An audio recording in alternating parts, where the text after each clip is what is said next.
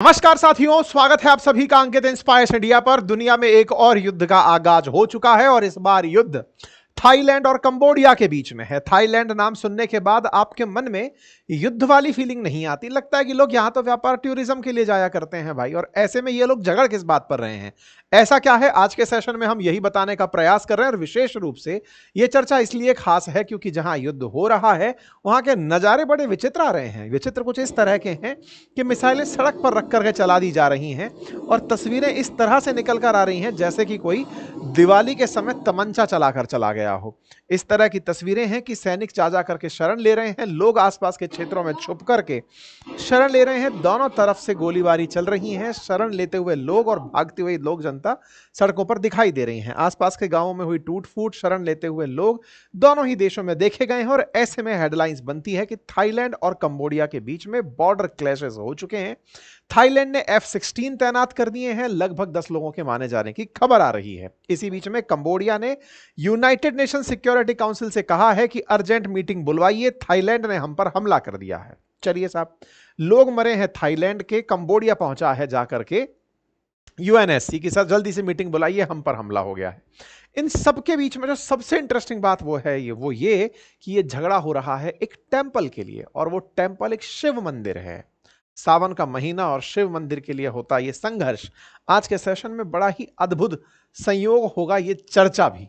चलिए आज के सेशन की शुरुआत करते हैं, लेकिन उससे पहले थोड़ा मीम्स पर भी नजर डाल लेते हैं। जब युद्ध हो रहे हों तो ये भाई साहब कहाँ हैं, ये फिर से क्रेडिट लेने के लिए कितनी देर में आने वाले हैं? तो लोगों ने इसका मीम बना लिया और पूछा कि थाईलैंड कंबोडिया वालों, कहो तो वॉर रुकवाने चला आऊं, ताकि तुम भी कहो कि इन्हें जाकर के शांति पुरस्कार दिलवाओ।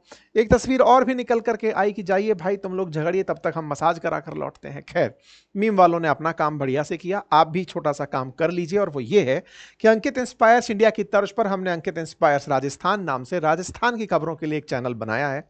आप उसे जल्दी से सब्सक्राइब कर लीजिए, क्योंकि राजस्थान की बेहतरीन खबरों का विश्लेषण हम वहां करने जा रहे हैं। और हाँ, हमारे एप्लीकेशन बातें बाजार की और अपनी पाठशाला पर मानसून ऑफर चल रहा है, उसका लाभ लीजिए। ये ऑफर बहुत बेहतरीन ऑफर है, आपको कोर्सेज में काफी ज्यादा डिस्काउंट यहां उपलब्ध होगा।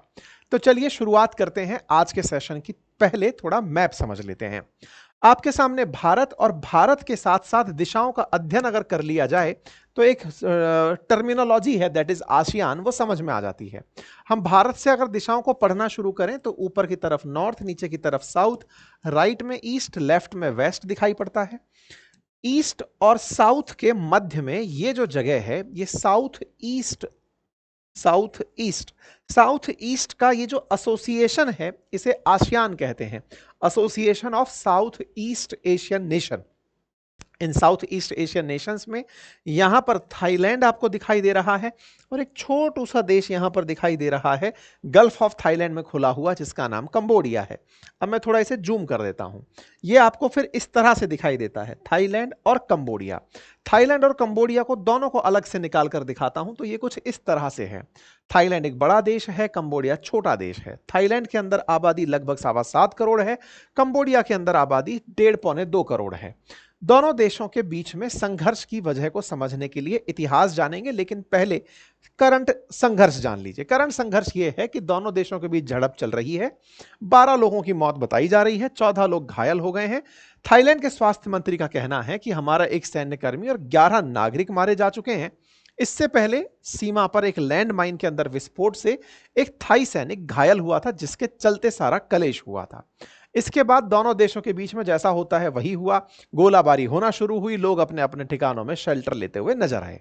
अब थोड़ा आगे बढ़ते हैं। तो पहले हमने लोकेशन जान ली, भारत से किस तरफ है, दोनों देशों के बीच में अब बवाल क्या है उसको समझने के लिए थोड़ा और मैप को समझते हैं, और फिर थोड़ा सा आपको बोर करने के लिए इतिहास बताएंगे, लेकिन वो आपको जानना जरूरी है। और उस इतिहास से आपको भारतीय होने पर भी गर्व होगा। आपको ये पता चलेगा कि हिंदुइज्म कहां तक गया हुआ था और किस टाइम पर गया हुआ था, वो भी आपको आज के सेशन के माध्यम से जानकारी लगेगी। इतिहास है इसलिए मैंने बोला, हो सकता है कुछ लोगों को इंटरेस्ट आज के तनाव को जानने में हो, लेकिन जब तक आप इतिहास नहीं जानेंगे इंटरेस्ट में मतलब इजाफा नहीं होगा। ठीक है, आइए तो एक बार के लिए हम थाईलैंड और कंबोडिया को और ध्यान से देखते हैं, और ध्यान से देखते देखते कुछ जगह चिन्हित कर लेते हैं जो आपको यहां पर बॉर्डर लाइंस पर रेड लाइन होते हुए दिखाई दे रही हैं। मैं एक और चीज आप लोगों को यहां पर दिखाना चाहूंगा क्योंकि आगे जाके इसका जिक्र होगा, और वो ये है, थाईलैंड और कंबोडिया के साथ एक और देश है जो बॉर्डर साझा करता है, दैट इज लाओस। और थाईलैंड, लाओस और कंबोडिया ये तीनों मिलकर के एक ट्रायंगल बनाते हैं। ये ट्रायंगल आगे ध्यान रखिएगा, जिक्र में आएगा, ठीक है। चलिए और थोड़ा आगे बढ़ते हैं तो आपको एक टेंपल के दर्शन कराते हैं। ये वो टेंपल है जिसको लेकर बवाल मचा हुआ है। अब ये जो टेंपल है, ये टेंपल एक शिव टेंपल है और यूनेस्को वर्ल्ड हेरिटेज साइट में आता है। शिव मंदिर जो आपको यहां पर दिखाई दे रहा है, इसका एक इतिहास है, और इतिहास इसका एंशियंट और मिडाइवल काल से निकलकर आता है। क्या इतिहास है?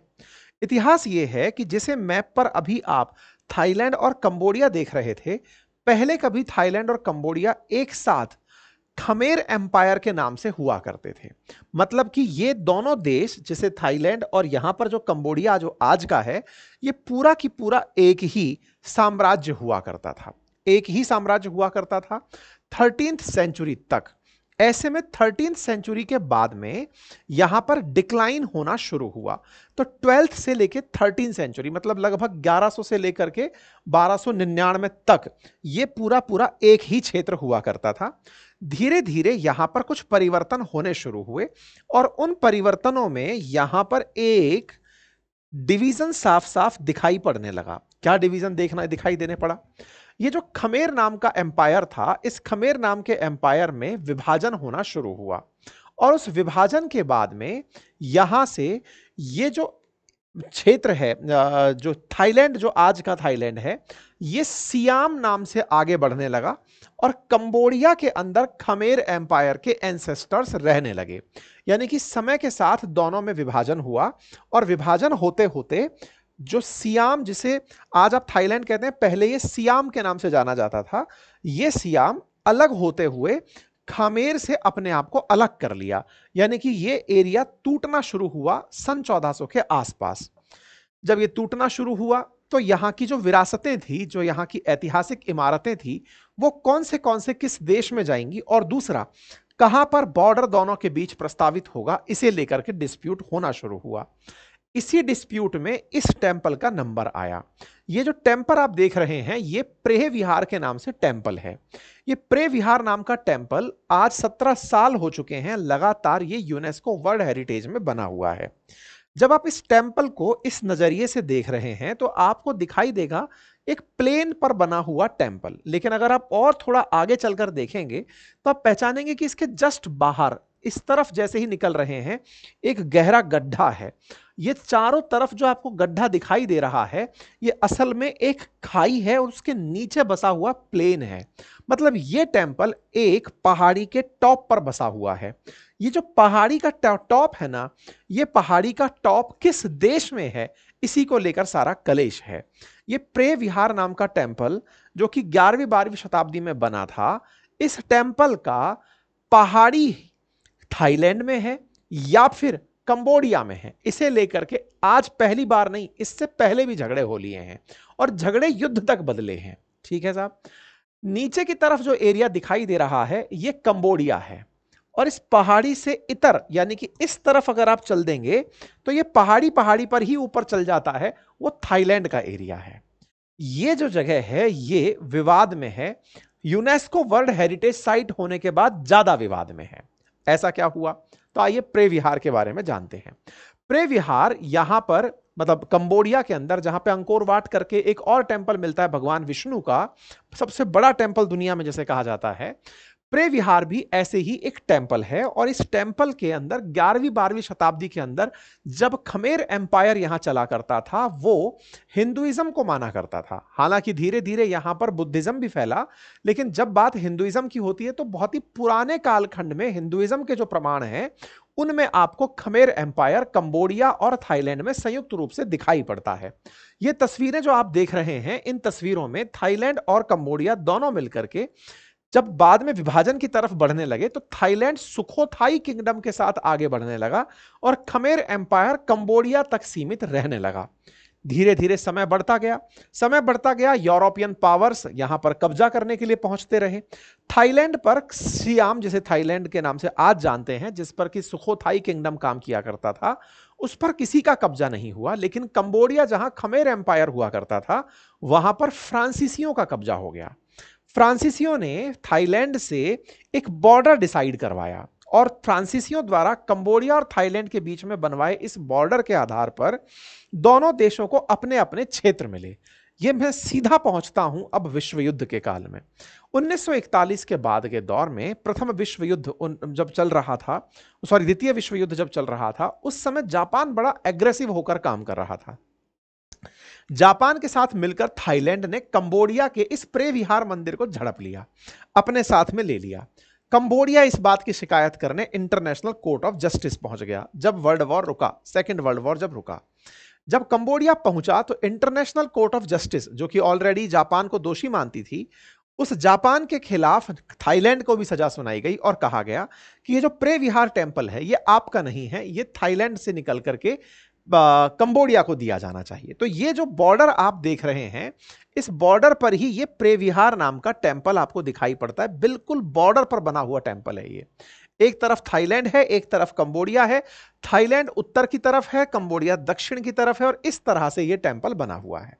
यह केवल अकेला टेम्पल नहीं है, ऐसे और भी, जैसे प्रसत्ता मोन टॉच है, ऐसे ही यहां पर कुछ और भी जगह हैं जहां पर इस तरह के टेम्पल बने हुए हैं। लेकिन इन सब में से ये जो है ना, 3 टेम्पल एक साथ बने हुए हैं जो कि थाईलैंड और कंबोडिया के बीच में है। ऐसे ही यहां पर भी थाईलैंड बने हुए हैं। प्रसत्तपाहा विहार जो है, इसे आईसीजे ने अपनी तरफ से, इंटरनेशनल कोर्ट ऑफ जस्टिस ने अपनी तरफ से फैसला सुनाते हुए 9-3 के बहुमत से, यानी कि 9 समर्थन में थे कंबोडिया के और 3 थे थाईलैंड के, यह मंदिर प्रे विहार कंबोडिया को दे दिया। इसके पीछे का मेजर कारण बस यही था क्योंकि थाईलैंड ने जापान की मदद ली थी और जापान सेकेंड वर्ल्ड वॉर के बाद में तो विलन था, क्योंकि उसके चलते ही तो उसके ऊपर बम गोले गिराए गए थे। मतलब हिरोशिमा नागासाकी जो घटनाएं हुई थी वो जापान को पनिशमेंट देने के लिए ही थी। तो जापान ने जहां जहां भी कब्जे किए थे, चाहे कोरियन पेनिनसुला पर किए थे, चाहे चाइना पर किए थे, सब कुछ छुड़वाया गया था। तो ऐसे में ये भी छूटना था, ये छूटना था, तो इनको प्रे विहार कंबोडिया वालों को मिल गया। लेकिन थाईलैंड इस मंदिर को चाहता रहा हमेशा से कि यह मंदिर मेरा होना चाहिए। क्यों? क्योंकि खुद भी तो पुरातन काल से खमेर डायनेस्टी का ही हिस्सा था, इन्हें भी उस टेंपल के साथ अफेक्शन था। यह झगड़ा तब और बढ़ गया जब इस प्रे विहार टेंपल को कंबोडिया वाले ले गए यूनेस्को में और यूनेस्को से इसे वर्ल्ड हेरिटेज करवा लाए। जब इसे वर्ल्ड हेरिटेज करवा कर लाए तो थाईलैंड वालों को थोड़ा चिढ़ मच गया कि यार ये क्या मतलब है, तुम लोग जाकर के इसको वर्ल्ड हेरिटेज करवा लाए और टेंपल तुमने वर्ल्ड हेरिटेज करवा लिया सो करवा लिया, इसके आसपास 4 किलोमीटर का जो क्षेत्र है वो मंदिर के क्षेत्र माफिक, मंदिर माफिक जमीन नहीं होती है, वैसे ही तुमने उसे भी अपने नाम करा लिया। तो इस तरह से एक क्षेत्र निकल कर आया। थाईलैंड कहता है कि अगर तुम्हें कंबोडिया वालों ये चाहिए ही तो 100 मीटर यों और 20 मीटर का ये मंदिर तुम्हारा बस इतना सा क्षेत्र होना चाहिए जो कंबोडिया का है, बाकी तो थाईलैंड है। लेकिन थाईलैंड को यूनेस्को ने इस पूरे मंदिर और इसके आसपास के क्षेत्र को उठाकर कंबोडिया के नाम पर छाप दिया कि ये तो तुम्हारा ही है। तो कंबोडिया वालों ने इस पूरे क्षेत्र पर अपना कब्जा करना चाहा। थाईलैंड वाले आ गए कि नहीं साहब, तुम मंदिर रख लो, जमीन तो हम रखेंगे। और बकायदा वो इसके बारे में ये कहते रहे कि देखो भाई, हमारी तरफ तो ऊंचा पहाड़ है, तुम इस तरफ खाई में बसे हो, किसी को समझ ही नहीं आ सकता कि ये तुम्हारा कैसे हो सकता है। हमारा ही लैंड टेरेन इसको बिल्कुल समझाता है, तुम्हारे यहां तो खाई है, तुम्हारा ये टॉप कैसे हो सकता है? टॉप तो हमारा ही है क्योंकि हमारा पूरा क्षेत्र एक जैसा दिखता है। खैर, ये अड़े रहे आईसीजे के फैसले पर, ये अड़े रहे फ्रांस के इंटरफेरेंस पर। थाईलैंड मना करता रहा और इस बात को लेकर झगड़े होते रहे। ये झगड़े पहली बार नहीं है। 2008 में जब इसको पहली बार यूनेस्को विश्व विरासत माना गया था, तब भी, उस समय भी झगड़े हुए थे। 2008 और 2011 के बीच में कई हिंसक झड़पें इन दोनों देशों के बीच हुई। मतलब यूनेस्को का फैसला और कंबोडिया और इनका दोनों का आपस में झगड़ना, यह होता रहा। यूनेस्को ने फिर अपनी टीम भेजी प्रे विहार के अंदर, भाई जाकर देखो क्या दिक्कत चल रही है, ये लोग आपस में क्यों झगड़ रहे हैं। सारे फैसलों में एक ही बात निकल कर आई कि ये कंबोडिया के पास ही रहना चाहिए, क्योंकि कंबोडिया में जो आज भी सत्ता है वो खमेर डायनेस्टी वाली ही सत्ता है। अगर हम इतिहास पर चलें तो इतिहास कुछ यूं ब्रीफ होता है कि पहले फ्रांस और थाईलैंड के बीच में बॉर्डर बनाए गए। 54 के अंदर थाईलैंड ने इसको कब्जे में लिया। 62 में आईसीजे ने पक्ष में फैसला दिया कंबोडिया के। 2003 में थाई एम्बेसी ने फिर से कंबोडिया के अंदर राइट पनपा दिए थे। 2008 से 11 के बीच में फिर से इनके झगड़े हुए थे। 2013 के अंदर फिर से इस मंदिर के आसपास के क्षेत्रों को लेकर के बवाल हुआ, लेकिन थाईलैंड से लेकर उन्हें कंबोडिया को दे दिया गया। तो प्रे विहार वर्तमान स्थिति में कंबोडिया के पास है। अब दिक्कत क्या है?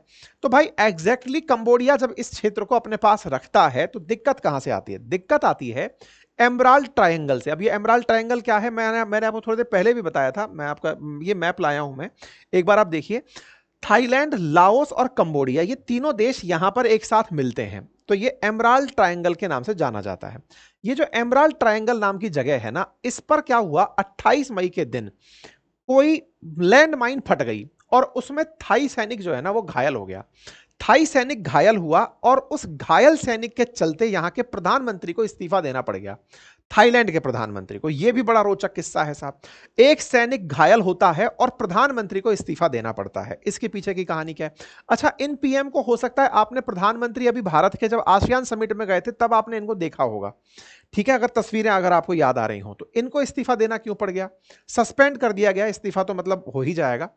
हुआ ये था कि ये जैसे ही हमला मतलब लैंडमाइन फटी तो थाईलैंड में एक माहौल बन गया कि ये कंबोडिया का किया धरा है। कंबोडिया ने लैंडमाइन बिछा दी उस एमराल्ड ट्रायंगल के अंदर। वहां का एक और टेंपल है, उसे भी ये लोग लेना चाहते हैं प्रे विहार की तरह से। जब ये बात निकल कर आई तो इस बात को लेकर के थाईलैंड के लोग गुस्सा हो गए कि इन्होंने जमीन के अंदर बारूद बिछा रखी है, पैर पड़ा और वो ब्लास्ट हो गया। इस वजह से बोले हमारा आदमी मरा मरा बचा निठे ही। बोले चलो साहब अब क्या करें? तो अब इनके प्रधानमंत्री से कहा गया कि आप कंबोडिया वालों को डांट लगाओ। अब यहां के प्रधानमंत्री ने, यानी कि कंबोडिया के थाईलैंड के पीएम ने कंबोडिया के जो राष्ट्राध्यक्ष हैं उनको कॉल किया। उनको कॉल करने की जगह उनके पिताजी को कॉल कर दिया। क्यों कर दिया? क्योंकि इनके जो पिताजी थे ये भी प्रधानमंत्री रहे हुए थे।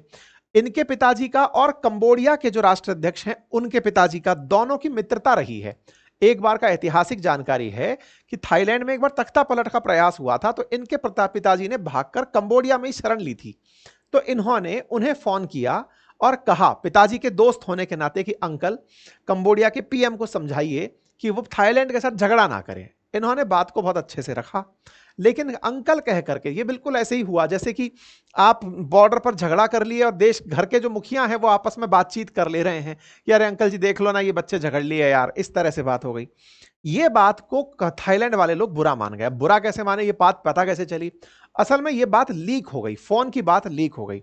लीक हुई कि यहां के प्रधानमंत्री ने कंबोडिया के राष्ट्राध्यक्ष के पिता को अंकल कहकर पुकारा कि अंकल देख लीजिए मैटर सुलझ जाए तो।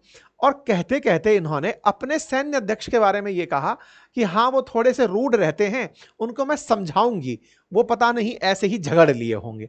अपने आदमी को इन्होंने थोड़ा कमतर बता दिया। इससे थाईलैंड की जनता उबल गई, कहा कि हम पॉपुलेशन में 7 गुना बड़े देश हैं, कैसे आदमी हो यार, अपने सेना अध्यक्ष को कमजोर बता रहे हो। आपने उनके सामने दहाड़ कर क्यों नहीं बोला? भाई इस बात पर इनकी पार्टी के 36 सांसद नाराज हो गए, इनके खिलाफ इस्तीफे की मांग लिख दिए। तो भाई साहब इनको अपने पद से सस्पेंड किया गया कि साहब उतरो। अब डिप्टी प्राइम मिनिस्टर थाईलैंड की सरकार चला रहा है। सोचकर देखिए कि झगड़े कहां तक पहुंचे, मतलब कि इनके किस्से इस तरह से आगे बढ़े।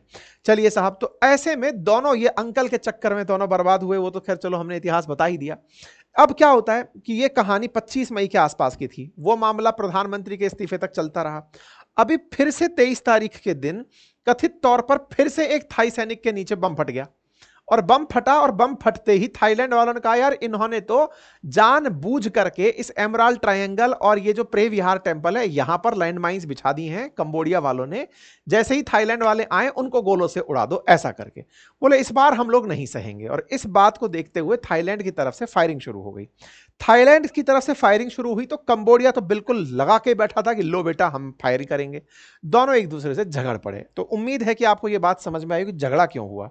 अब जब यह झगड़ा हुआ तो इसके बाद में थाईलैंड वाले अपना F-16 तैनात कर दिए कि हम F-16 जो अमेरिका से लिया हुआ है वो तुम पर मारेंगे। इधर कंबोडिया वाले अलग अपना टैंकर वैंकर लिए घूम रहे हैं कि हम गोला मारेंगे। ये तस्वीरें जो आप चलते हुए देख रहे हैं ये कंबोडिया से चलती हुई दिखाई दे रही हैं थाईलैंड पर। थाईलैंड पैसे वाला देश है, वो भाई साहब ड्रोन व्रोन लेकर आ गया कंबोडिया को मारने के लिए। ऐसे में बेचारे जो बॉर्डर पर बसे हुए लोग हैं वो जाकर शरण ले लिए कि अरे भाई रुक जाओ यार, क्या चक्कर चल रहा है।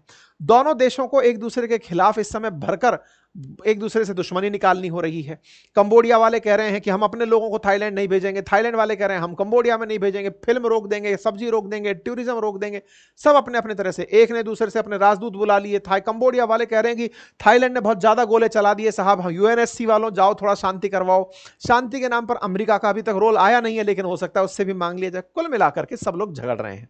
इनका पड़ोसी देश वियतनाम है, वो कह रहा है अरे भाई चुप हो जाओ, नहीं तो ये बड़ी ताकतें हैं इंडिया और चाइना, ये आ जाएंगी। क्यों? क्योंकि कंबोडिया में तो वैसे ही चाइना का बहुत प्रभाव रहता है। इंडिया थाईलैंड का बढ़िया व्यापार रहता है, इंडिया का कंबोडिया के साथ भी अच्छा व्यापार रहता है। ऐसे में चाइना ने तो इनसे कह दिया कि अरे शांति बनाओ यार, बातचीत से मामला सुलझा लो। डर ये लग रहा है वियतनाम को कि अरे बड़ी ताकतें ना आ जाए तुम दोनों के झगड़ों के बीच में, चिन्नू मिन्नू टाइप के देश हो, झगड़ के क्यों मर रहे हो। तो ऐसे में यहां पर मामला कुछ इस तरह से चल रहा है। कंबोडिया के प्राइम मिनिस्टर ने अपने सिटीजन से कहा है कि अगर थाईलैंड में डर लग रहा हो तो घर वापस आ जाओ।